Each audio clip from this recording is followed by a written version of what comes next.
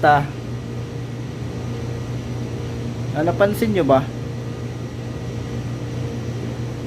medyo parang nagiging cute ako lalo. Oh my God! Wow! Hindi, joke lang.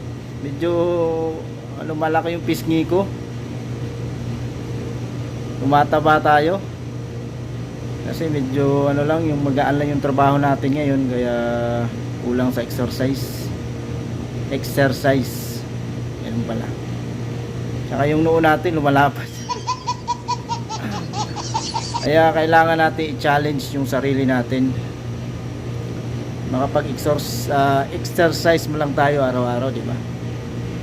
Kahit anong exercise para mapigilan man lang yung paglobo ng tiyan.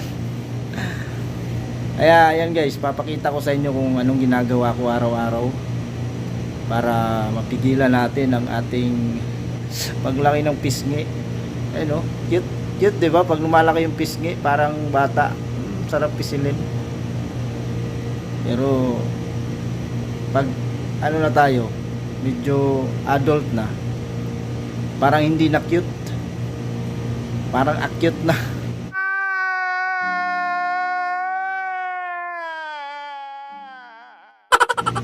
Kaya kailangan nating mag-exercise guys. Kaya challenge ko kayo, mag-exercise tayo araw-araw.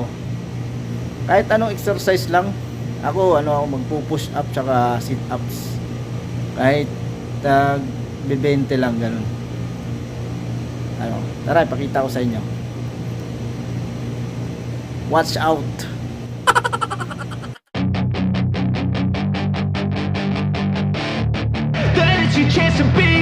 Hey kid, don't ever let them get inside your head. They'll tell you what to do in life instead of everything you know that you could get. Don't let them guide your life towards regret. I'll fight for what I love with every breath. My past is filled with things I won't forget.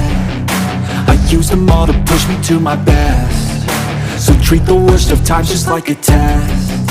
If only I could go back in time, I'd tell myself that everything will end up alright. Just push yourself, test yourself, figure out what you like, and find your limits, don't be rigid, always work towards a prime. Surround yourself with open minds, people can change your life. A few friends with intent can help you feel alive. Find a passion, take some action, and with a little time, just be patient, make a statement, try to enjoy your life.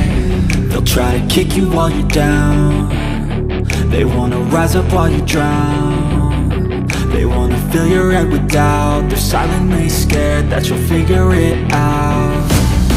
I'll make it look like I'm losing, won't bother hiding my bruises. Grabe, medyo ubos yung hangin, nakapagod.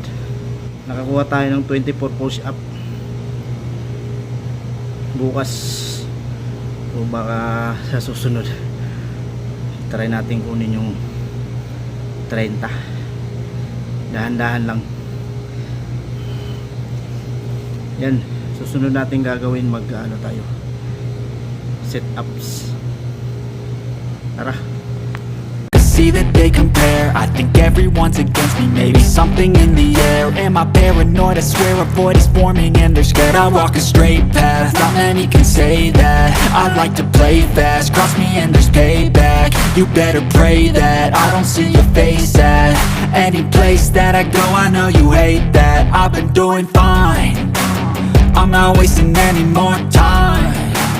I live for the fight and the climb, and I think that the pain that's deep inside is what defines.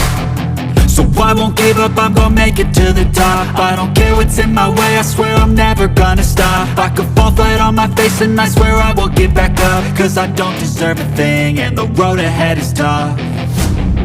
They'll try to kick you while you're down. They wanna rise up while you drown. They wanna fill your head with doubt. They're silently scared that you'll figure it out.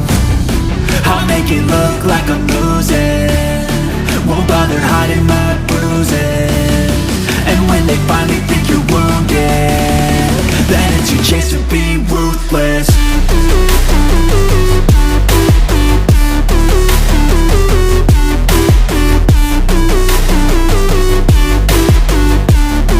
Then it's your chance to be ruthless.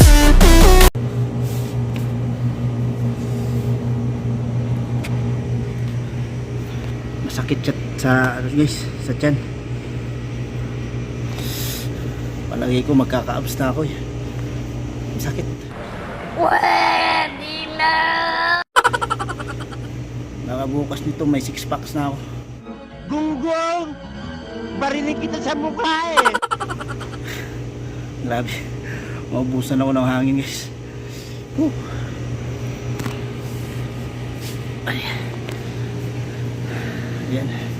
Nagawa na natin yung challenge. Bukas na ulit kasi medyo palagay ko na wala yung lakas ko.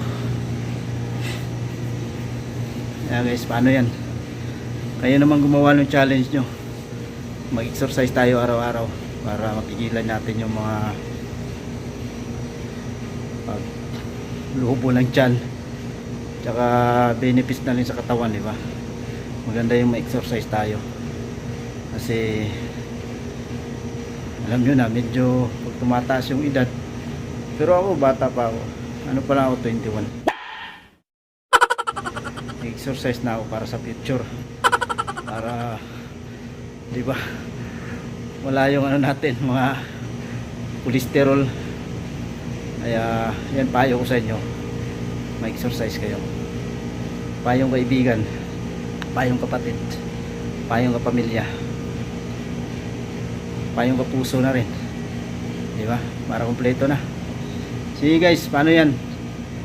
Huwag niyong kalimutan mag-subscribe, tsaka i-click ang notification bell para lagi kayong updated sa aking mga videos. Bye bye.